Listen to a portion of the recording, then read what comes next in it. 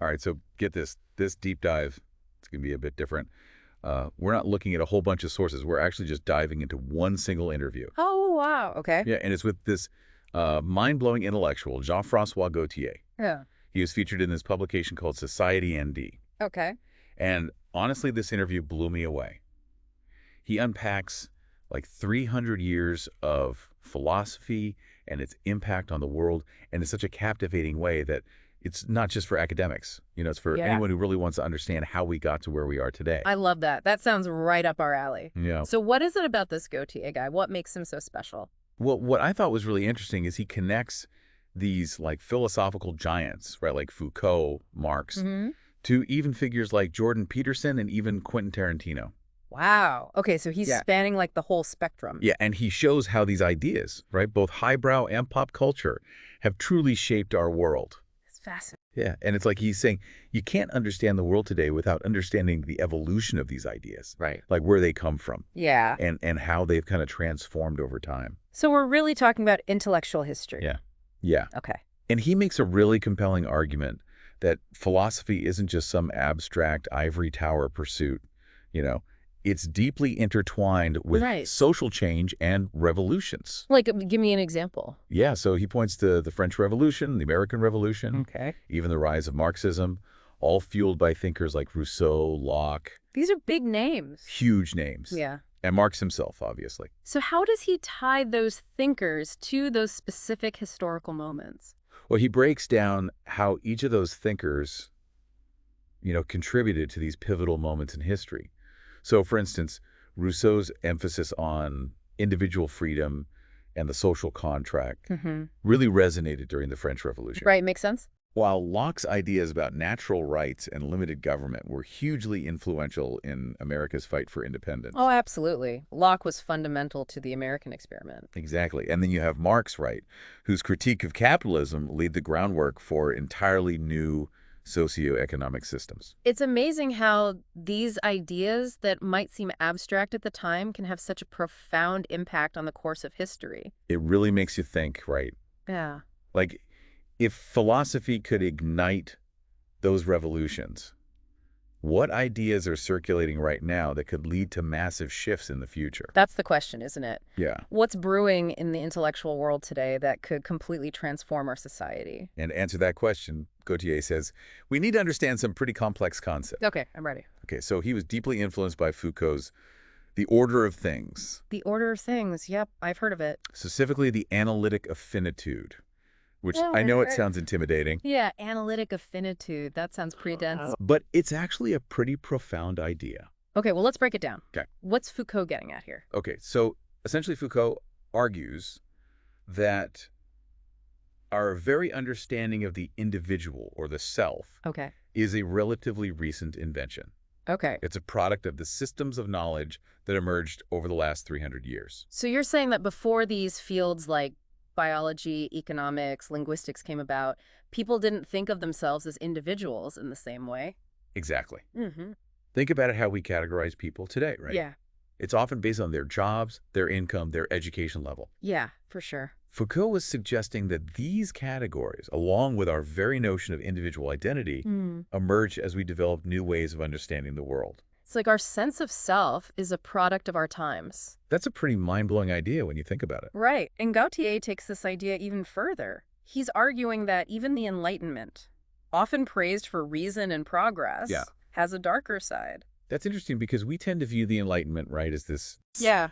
beacon of rationality and human advancement. The age of reason. Totally. So what's the dark side he's talking about? Well, he highlights how the shift from religious faith to ideology, while seemingly liberating, right, Yeah. paved the way for the horrors of 20th century totalitarianism. Oh, wow.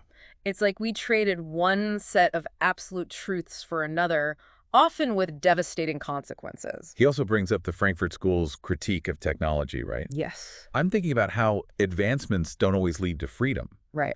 In fact, With things like big tech today, they can be used to create more authoritarian societies. It's almost like we've created the tools of our own oppression. It's a chilling thought, isn't it? It is. And he brings up how the Enlightenment gave us both incredible advancements and some of the worst atrocities in history. Makes you question the very definition of progress. Totally. And this leads to another crucial point Gautier makes about the limitations of logic and reason. Okay. He sees this playing out in contemporary social issues, like gender identity and LGBTQ+ rights. So how does he connect those things? Well, he uses the example of the tomboy Okay. to illustrate how even something as simple as clothing is loaded with social meaning, Yeah. how it can be used to categorize and limit people. Right. And this ties into his larger argument about the power of language, which he explores through Claude Levi-Strauss's concept of binary oppositions. Oh, I remember learning about that in anthropology class. Oh, yeah. Levi-Strauss used the example of like raw versus cooked Yeah. to show how language shapes our understanding. You can't really understand one without the other. Precisely. And Gautier applies that to concepts like heterosexual versus homosexual, Okay. arguing that these categories wouldn't exist without each other. They're socially constructed and often used to marginalize certain groups. And he highlights how societal norms around homosexuality and race have changed drastically throughout history, right? Yeah. It shows how fluid these categories are Yeah. and how they've been used as tools of oppression. Absolutely. And it makes you wonder, right? If these categories are so fluid and often used to harm, Yeah. what does that say about our ideas of truth or human rights? That's a huge question. It is, and it leads us to Derrida Okay. and what he calls the deconstruction of the subject. Sounds complicated. I know it sounds complicated. But I'm curious to hear how Gautier unpacks it. He does a great job of explaining it in a way that's both accessible and thought-provoking. Essentially, Derrida argued that the meaning of subject, the individual, has shifted throughout history. Okay. And Gautier uses the example of how Black people in America were once considered property, not humans. Wow, that's such a powerful example. It really highlights how fluid the concept of rights can be and how language is used to justify horrific power dynamics. He ties this into Derrida's idea of violence in metaphysics, showing how abstract concepts like freedom or citizenship can be used to justify real-world harm, like slavery and the Holocaust. So words have this incredible power to shape reality, both for good and for bad. Absolutely. And that brings us to Slavoj Žižek, Okay, another big name. another philosopher that Gautier draws on. Okay. Žižek argues that philosophy should be a modest discipline, Modest discipline. constantly questioning our assumptions. Okay. He says instead of asking if we are free, we should be asking, what does it even mean to be free? Ooh, that is a question that could keep you up at night. Right. If language itself can be a tool of power and oppression, Yeah. then what does it even mean to be well-informed? What does it even mean to be well-informed? Yeah. That is the question. Picking up on that question of, what it means to be well-informed, Gautier doesn't leave us hanging. He sees this moment of information overload and uncertainty as like a call to action, Okay. a chance to re-examine our assumptions and work towards a more just and equitable world. I was getting worried for a second that he was just going to lay out all these problems with no solutions in sight. Right. It's reassuring to hear that he's not a total pessimist. Not a total downer. Right. He's definitely critical of the way things are, but he believes in the power of ideas, to change the world. He talks about the need to reshape existing power structures. Okay. And he's especially critical of universities. Really? Oh, yeah. He sees them as complicit in maintaining the status quo, serving the elite, while often excluding others. He's got a point. Think about the cost of higher education these days and how much influence wealthy donors and corporations have on academic institutions. It definitely raises questions about who benefits from the current system. For sure. And he also criticizes the flow of money in academia, like how Ivy League schools receive millions from foreign governments. Yeah. It makes you wonder about potential conflicts of interest and whether knowledge is truly being pursued freely or if it's being influenced by outside forces. It's like he's saying even our institutions of higher learning, the places that are supposed to be dedicated to truth and knowledge, are entangled in these webs of power and control. Exactly. And he doesn't shy away from tackling some of the darkest chapters in human history, like the rise of fascism and the horrors of the Holocaust. He doesn't see these events as isolated incidents, but as symptoms of a deeper crisis of meaning and values in the modern world. He even brings in Quentin Tarantino to illustrate this point, right? Yes. He references a scene from Inglourious Basterds where Nazi soldiers are making a toast to the 1,000-year Reich. Wow. And he uses this to highlight how nationalism, when taken to an extreme, can become a sort of secular religion, Wow. a dangerous ideology that justifies horrific acts. That's a chilling observation. It reminds me of his earlier point about how the decline of traditional religion created a void that was often filled by these new, equally potent ideologies, Yeah. some of which proved just as oppressive as the dogmas they replaced. And he also draws on Noam Chomsky's critique of nationalism and the idea of America as the greatest country in the world. Oh yeah, Chomsky. Chomsky argues that these kinds of claims are meaningless and often used to justify imperialism and violence. So if these grand narratives of national exceptionalism and progress are so dangerous, Yeah. what does Gautier propose in their place? Does he offer any alternatives? He doesn't give us a step-by-step plan, but he repeatedly emphasizes the need to move beyond rigid categories and embrace the complexity of human experience. Like He calls this the age of difference. the age of difference. I As like he that. But how do we actually move towards that kind of future in a world that's so polarized, Yeah. where people are constantly clashing over identity and ideology? That's a massive challenge, no doubt. But Gautier seems to suggest that the first step is developing awareness, Okay. understanding how these systems of power operate, Mhm. and how language is used to shape our perceptions. So it's about becoming more critical thinkers, Yes, questioning the assumptions and biases that we bring to the world. exactly. And he believes philosophy has a vital role to play in this process. He sees it not as a set of answers, Okay. but as a constant process of questioning, Yeah. of challenging the status quo, of refusing to accept easy answers. It sounds like he's saying that in this age of difference, there's no one-size-fits-all solution. Yeah. We need to be in constant dialogue, open to challenging our own beliefs and working collaboratively to create a more just and equitable world. And he makes a point of emphasizing that this isn't just some abstract intellectual exercise. Yeah. It's about taking responsibility for the world we inherit and the world we'll leave behind for future generations. That's why he ends the interview with that powerful statement, "Society needs defending." That phrase really stuck with me.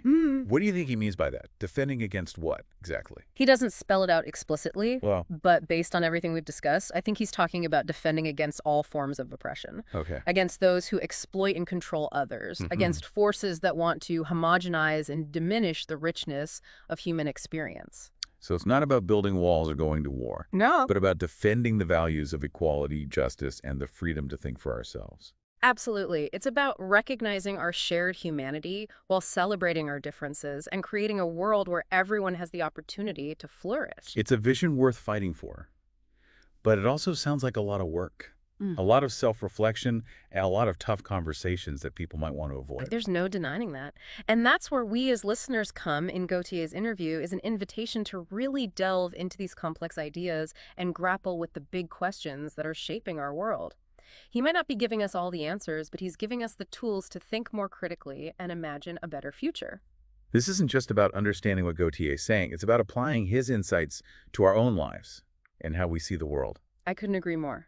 And he reminds us that we're all in the process of becoming ghosts, meaning that the ideas we encounter and the thinkers who inspire us become a part of us. Yeah. They shape our worldview and influence our actions.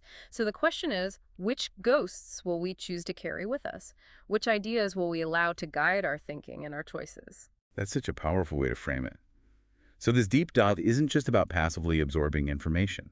It's about making conscious choices, about the ideas that will shape our path as we navigate this complex and ever-changing world. And those choices have consequences, not just for ourselves, but for the world around us. Society needs defending, and that defense starts with each of us.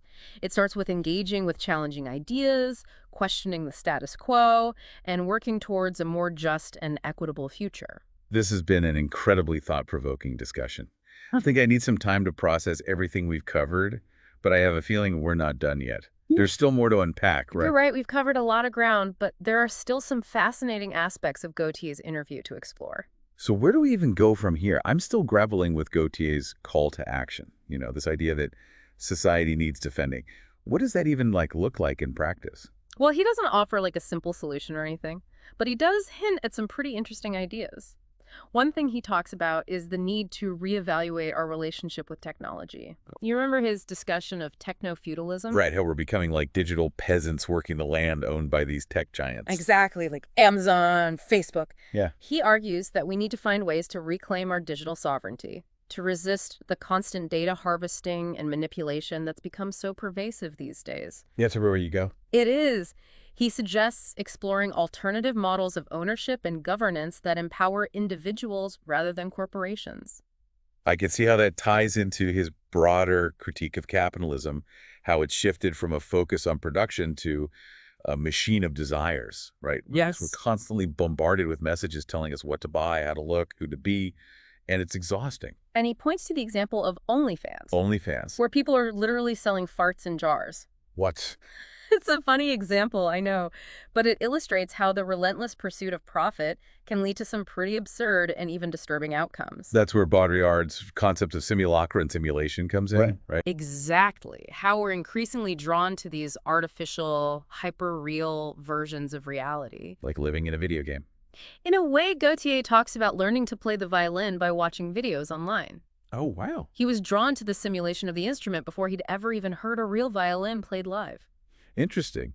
It's like how Ronald Reagan, a former actor, Right. was seen as more presidential than the president. Right. Because he projected this idealized image Exactly. that resonated with people. Yeah, it makes you wonder if substance even matters anymore. Right. And that leads to Gautier's concern about the rise of celebrity politicians. Okay. People like Logan Paul, who might be great at branding and self-promotion, but lack the experience and knowledge needed to effectively govern. I see. He sees this as a symptom of a culture obsessed with image over substance, where truth itself is up for grabs. He connects this to the postmodernist idea that there are no facts, only interpretations. It's a scary thought because if there's no objective truth, how do we make sense of the world? How do we make decisions? How do we even have a meaningful conversation?